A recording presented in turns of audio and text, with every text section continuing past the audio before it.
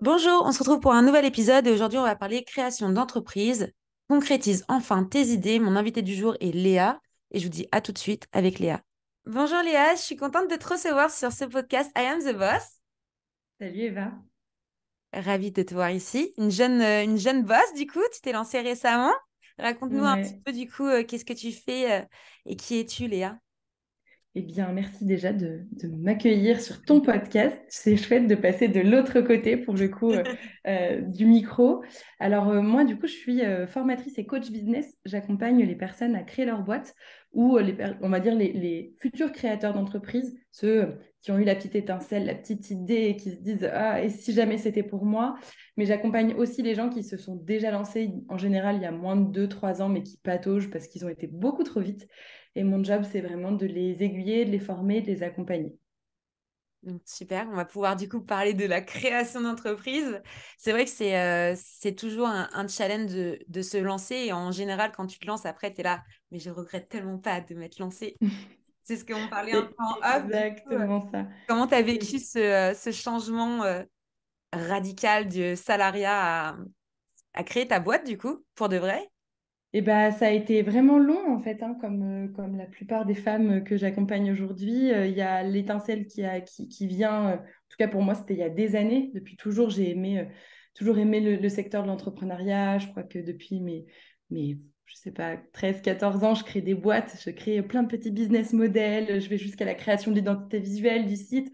Et puis, je vais pas au bout. Parce qu'il y a toujours cette petite voix à l'époque qui me disait, mais non, va bosser, va être salarié, fais tes preuves, acquiert de l'expérience. Et je regrette pas finalement, tu vois, aujourd'hui, à l'aube de mes 30 ans, ben, en fait, j'ai déjà eu une première partie, on va dire, expérience pro salariée et je regrette pas du tout. J'ai accumulé pas mal d'outils qui me sont très, très utiles aujourd'hui. Mais comme beaucoup, il y a eu le Covid qui est passé par là. Clairement, moi, ça a été... le Covid, ça a été des moments compliqués. Moi qui suis à 1000 à l'heure, qui ai toujours un milliard de projets en tête, quand on te dit t'es non essentiel, tu vas rester chez toi, Mm. c'était très dur. Ouais, Et donc j'ai créé une première auto-entreprise, absolument pas dans le coaching business pendant le confinement. Ça s'appelait Beauthérapie, c'était des ateliers à domicile éco-responsables parce que j'aime la cosmétique naturelle, etc. Donc c'était vraiment un passe-temps. Et puis finalement, les mois ont passé, j'ai repris mon activité salariée et mon compagnon s'est fait muter à 700 km du siège social de l'enseigne pour laquelle je travaillais. Et voilà. Et la vie fait que, à un moment donné, ben, tu as ça concrétisé devient tes une idées. évidence, quoi. Voilà. L'étincelle, elle devient vraiment une évidence. Et tu as Donc, concrétisé tes idées. Et ça, c'est incroyable. ouais. Euh, et après, c'est ce que je dis souvent aussi. Par contre, tu vois, tu vas avoir des très belles carrières aussi dans le salariat. Tout le monde ne peut pas devenir entrepreneur. C'est pas fait pour tout le monde. Oui, nous, on le vit, on aime ça parce que on a ça en nous, tu vois. Donc, on a envie de créer des choses. On a envie de, voilà, de surpasser. Et puis vraiment, c'est un peu notre moteur, tu vois, la création. Et aujourd'hui, moi, j'ai choisi la casquette de chef de projet Internet et toi, celle de coach. Mais ça reste accompagner, aider des entrepreneurs, des entreprises à aller au bout, soit de leurs idées ou de leurs objectifs commerciaux, leurs objectifs marketing. Et je trouve qu'on a quand même un beau métier. Ah Donc, ouais, ouais, je te rejoins 1000 fois. C'est-à-dire qu'à un moment donné, quand tu entreprends, c'est trop dur de le faire tout seul. Et l'idée, c'est pas de se soustraire au chef d'entreprise, que ce soit pour toi ou pour moi ou pour n'importe quelle autre personne qui travaille plutôt en support du chef d'entreprise. C'est pas de se soustraire à lui, c'est plutôt de lui dire, tu peux pas être bon partout. Et d'ailleurs, en ayant conscience de où commence et où s'arrête ta zone de génie, bah, c'est comme ça que tu iras un peu plus vite et un peu plus loin. En tout cas, surtout, tu vas pas perdre de temps et pas perdre d'argent inutilement et futilement avec peut-être les mauvais outils, les mauvais supports, etc. C'est vraiment d'essayer pour eux de vraiment s'entourer. Moi, j'interviens plutôt en amont, du coup, vraiment sur la phase de création du business model et la partie stratégie de communication. Moi, je ne fais pas à la place d'eux, je forme les personnes à, je sais pas, à alimenter comme leur sensibilité stratégique, parce que oui, c'est vrai, tout le monde ne peut pas entreprendre, mais tout le monde peut avoir de très bonnes idées. Donc là où peut-être ils n'ont pas naturellement espèce de profil entrepreneurial dont on entend beaucoup parler, en vrai, ça peut s'acquérir. Peut-être parfois pas du tout. Et finalement, si c'est trop inconfortable, bah, c'est OK, on fait machine arrière, on retourne dans le salariat. Et moi, je trouve que c'est hyper OK. D'ailleurs, je crois que tu m'entendras jamais dire non, je n'y retournerai jamais. Je sais pas en fait de quoi est fait demain. Je suis plus aujourd'hui la Léa qu'il y avait il y a 10 ans. Je le serai certainement pas dans 10 ans non plus. Mais voilà, l'idée, c'est, pour moi, l'important, c'était vraiment de rendre accessible l'entrepreneuriat à des solopreneurs, à des personnes qui n'auraient jamais imaginé peut-être un jour devenir leur propre boss. Tu vois, je te fais même un petit placement de produit pour ton Mais podcast. toujours, et ça, c'est la base, tu vois, du podcast.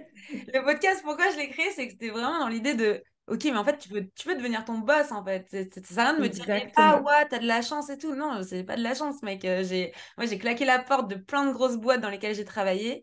Je rentrais pas du tout dans les cas. C'était pas fait pour moi, le salariat. J'ouvrais trop ma bouche. Je donnais trop mon avis, en fait. Et ça plaît pas, hein, dans des gros groupes. J'ai quand même travaillé pour des gros groupes, hein. J'ai Sahara, Century 21, Renault, enfin vraiment des grosses structures. Si tu ouvres trop et que tu donnes trop ton avis, ça va pas, tu vois. Moi, Ouais, une ouais, c'est fois vrai. j'arrivais, c'est ah non, mais ça, tu sais, la fille, elle a 18 ans, elle ouvre sa bouche partout, tu vois. En fait, tu vas te calmer, tu vas nous écouter. Ouais, mais pourquoi vous faites ça, tu vois. J'avais besoin de réponses. Et, Ouais, ouais, mais ça, je et comprends. et dans les gros groupes, on te dit, tu fais ça, mais on va pas t'expliquer pourquoi, en fait. Donc moi, je me claque, tu vois. Puis, donc bref, mais ouais, le podcast, pour revenir au sujet principal, c'est que ouais, tout le monde peut devenir son propre boss, que tu aies 20 ans, 30 ans, 40 ans. Là, j'ai exemple concret, mon père, il a 55 ans, il se lance. Hein. Et tu peux, en fait, à n'importe quel âge, il faut pas avoir de se dire, je suis trop jeune, je suis trop vieux, c'est pas le moment, j'ai des crédits en cours, parce que ça, c'est souvent, je peux pas me permettre. Bah si, en fait, tu as des dispositifs aujourd'hui qui te permettent de concrétiser tes idées. Tu es en France, tu as des aides énormes que tu peux récupérer pour te lancer, quoi. Ah, mais clairement. Mais alors, c'est sûr, hein, on ne se lance pas comme ça, on prépare le terrain, Mm, on se fait former ou on se fait accompagner si on n'est pas en capacité de créer son business model soi-même, etc. Et puis, on met des filets de sécurité.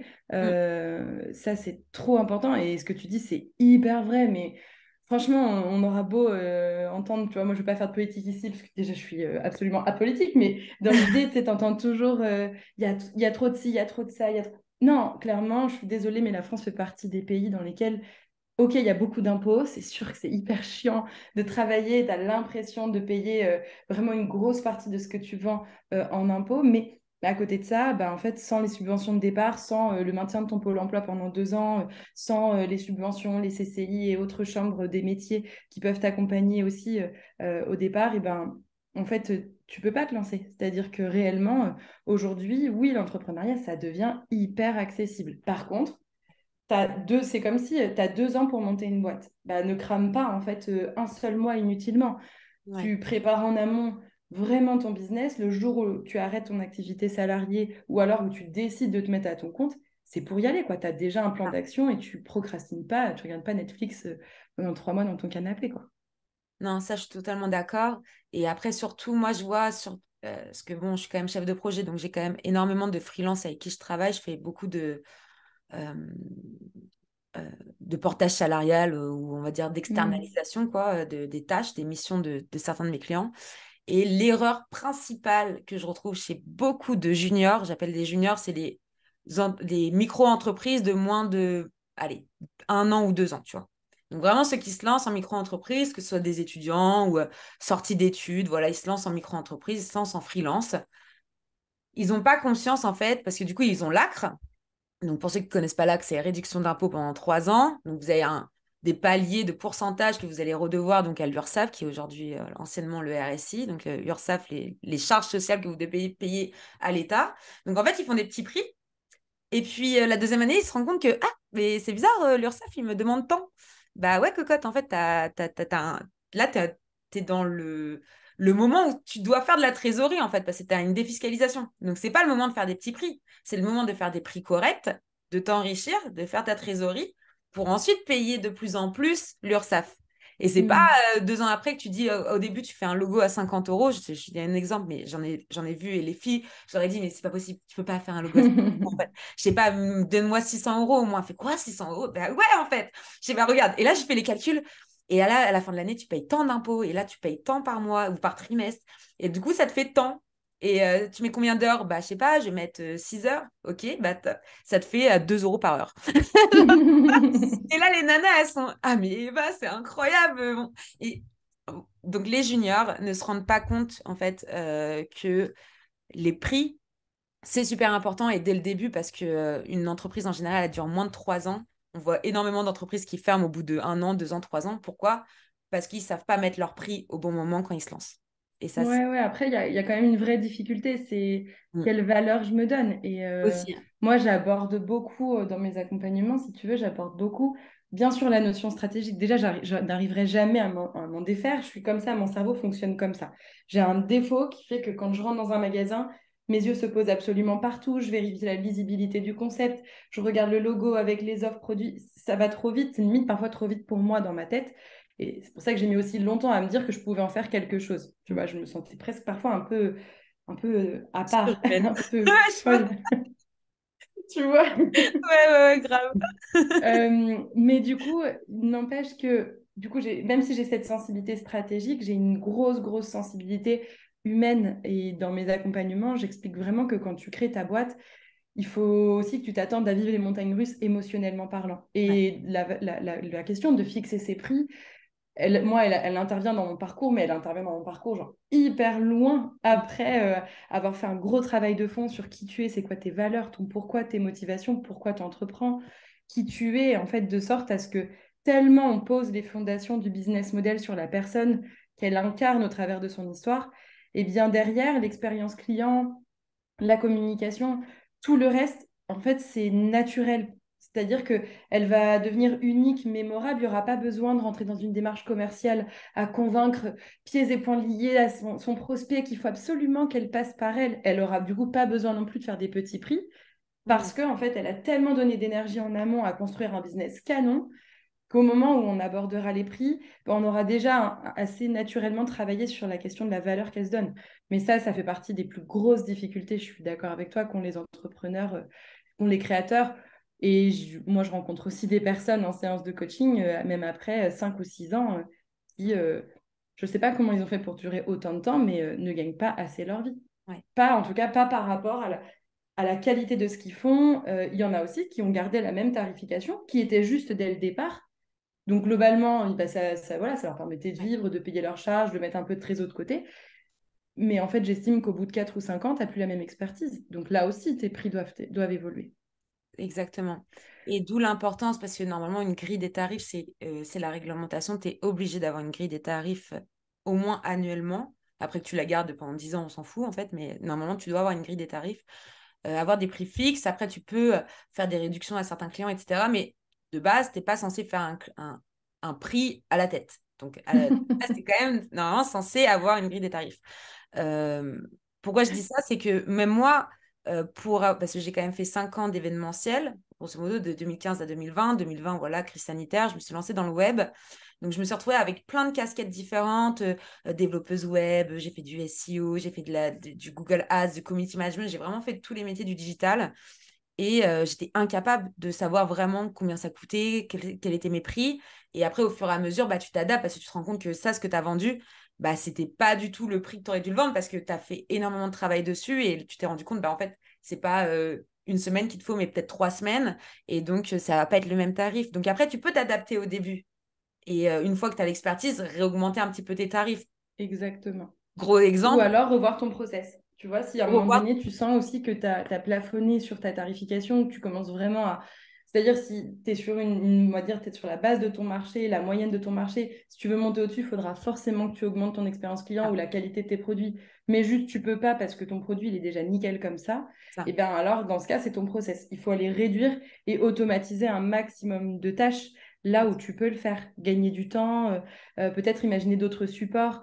Moi, je prône l'expérience client, tu vois, je prône chouchouter chaque client. C'est déjà tellement dur d'avoir des clients. Alors, je parle même pas de clients, je parle d'ambassadeurs. Enfin, vraiment aller au, Ouais.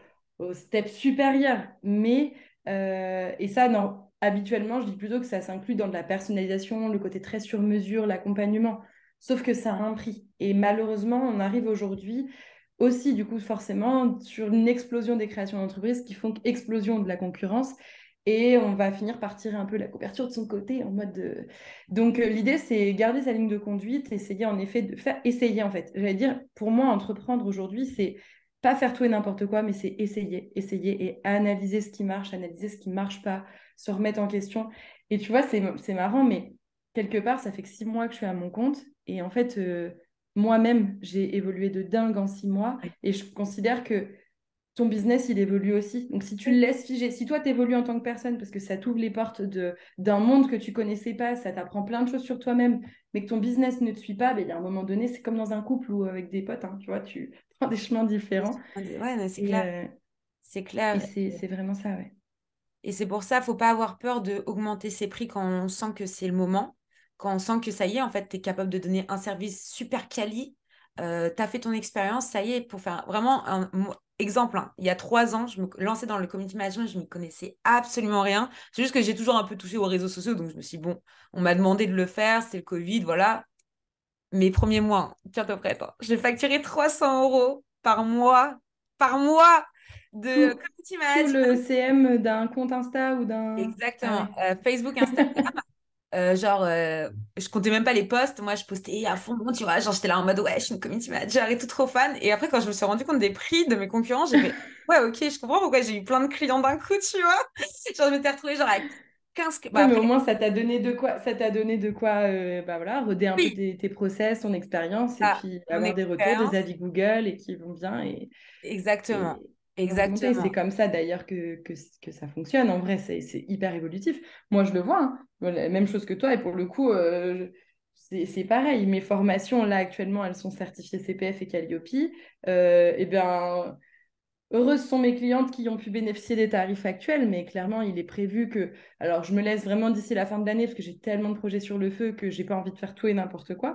Mais tu vois, mon identité visuelle, elle va être entièrement revue à la fin de l'année pour pouvoir vraiment coller plus à la personne que je suis. Mes formations vont, dans le fond, pas changer, mais dans la forme un peu aussi. La tarification va changer.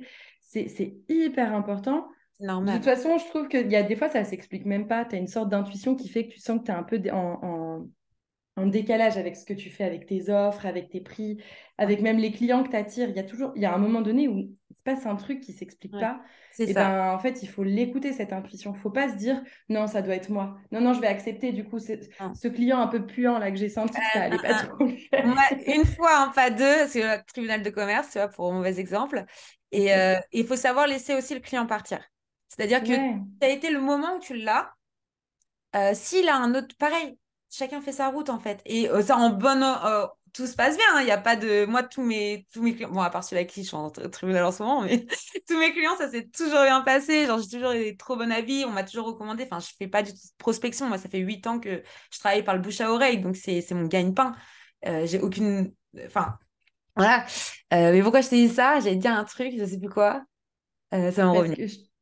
que je te disais en gros que tu avais la notion. Euh, Qu'est-ce que je te racontais? Ceux qui nous écoutent, si vous pouvez nous aider. On est trop. Enfin bref, C'est parce qu'on pense à trop de choses. Tu vois, ça, c'est ouais, les ça, problèmes de nos ouais. cerveaux. C'est que ça pense à trop de choses. Enfin Mais bon, mais c'est super important de savoir garder. Voilà, c'est super important de savoir garder, de savoir garder un client, mais si on, et ah de oui, se on parlait de ça. laisser partir, parce que quand il part, Ouais, c'est à ce moment-là que tu as des nouvelles choses qui arrivent. Voilà, c'était ça le truc. C'est que parfois, tu as des ouais, choses ouais, qui arrivent, carrément. tu sais pas trop, ça arrive comme ça, quoi. C'est Et le. puis, ton client, il trouvera une solution parce qu'il y en a plein d'autres sur le marché. Et toi-même, tu trouveras plein d'autres clients parce qu'il n'y a pas que lui qui avait ce besoin-là. Et c'est OK. L'idée, c'est pas de faire la fine bouche, tu vois. Bien sûr que non. Surtout quand tu es en phase de création. L'idée, c'est pas de dire, voilà, mon client cible, c'est exactement celui-là. Et s'il sort un petit peu du cadre, non, je le prends pas. Ben non, parce qu'en fait, du coup, ça peut être aussi l'occasion de De faire tester de autre nouvelles chose. choses et Ouais. peut-être de... là où tu pensais que ton client allait être celui-ci, ben peut-être que finalement, ce que tu avais projeter parce que c'est pareil, en phase de création, tu as les enquêtes de clients cibles, tu as, tes fameux questionnaires, etc. Maintenant, qui va avoir répondu à tes questionnaires? Oui, il y a une partie, ça va être des Ouais. potentiels clients. Sinon, tu vas avoir papa, maman, les cousins, les cousines. Hyper sympa d'avoir Ouais. répondu. Mais du coup, ça vient biaiser tes résultats. Donc, c'est bien d'anticiper, c'est bien de se préparer et d'avoir des grands principes. Mais en tout cas, moi, je reste persuadée que le business model du départ, qu'il faut absolument faire, il faut aussi le penser en étant très agile. Il faut absolument que tu puisses très rapidement derrière, au bout de 6 mois, même un an, ne pas culpabiliser de te dire ah, mais je vais déjà changer mes offres. Ah, je vais déjà changer mon identité visuelle. Ah, je vais déjà. Non, c'est pas grave. Tant Non. mieux d'ailleurs, ça veut dire que tu perds pas de temps en fait. Ça veut dire que tu évolues rapidement et que surtout tu évolues au rythme où ta boîte évolue. Après, c'est compliqué. Il y a beaucoup de personnes qui ont du mal à capter ce qu'on est en train de de dire. Il y en a, ils ont besoin que tout soit carré, propre, qu'il n'y ait pas un péco de travers pour se lancer ou pour lancer une idée ou un truc. Et ça, c'est tellement une perte de temps, tu vois. Mais on s'en fout, en fait. Même s'il y a une faute dans ton poste, bah tant pis, la prochaine fois, tu t'essaieras de pas en faire. Et même s'il y en a une, il y a que toi vraiment qui la vois ou quelqu'un qui va te faire le commentaire. Au pire, ça te fera un commentaire, tu vois. Enfin, c'est un problème pour beaucoup, beaucoup d'entrepreneurs, ce truc de ah non, c'est pas prêt, faut que je relis, ou même les vidéos. Ah non, comment j'ai dit, il faut que je la refasse. Mais non, en fait, poste là, on s'en fout. Il y a tellement de vidéos en ligne. Qu'est-ce qu'on s'en fiche, tu vois? Là, j'étais à Vivatech, au stand Meta. Ils me disent quoi, le gars? Non, mais Eva, tu te rends compte qu'il n'y a que 40% des utilisateurs de Meta qui font des vidéos. 40%. T'imagines le nombre de personnes qui pourraient gagner des parts de marché juste en faisant des vidéos et en s'exprimant en vidéo? Mais elles ont peur, en fait. Donc, Ouais, c'est vrai. Après, c'est vraiment step by step. L'idée, ouais. c'est aussi à ça que sert, en l'occurrence, quand il s'agit pour toi de créer Mm. plutôt la partie site web ou pour moi plutôt de créer la partie stratégie, marketing et Ah, com, c'est aussi à ça que ça sert d'avoir, qu'importe que tu l'appelles coach ou en effet gestionnaire de projet, enfin, c'est juste un numéro de téléphone, quelqu'un à qui tu peux envoyer un message, avec qui tu peux te prendre une séance, avec qui tu peux imaginer un parcours d'accompagnement.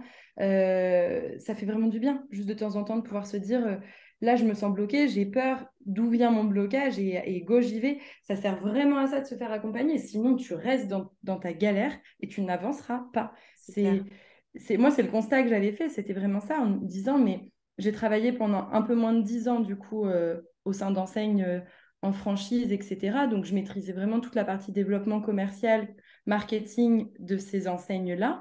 Mon job, c'était d'ouvrir les points de vente, de piloter les chiffres. Donc, c'était hyper polyvalent.